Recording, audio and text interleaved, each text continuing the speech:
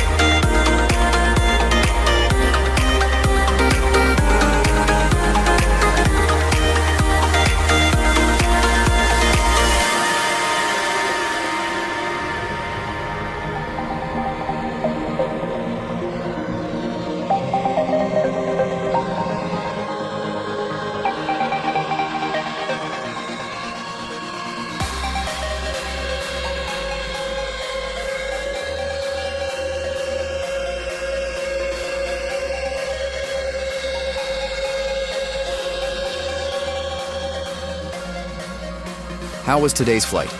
Did you discover a side of Japan you've never seen before?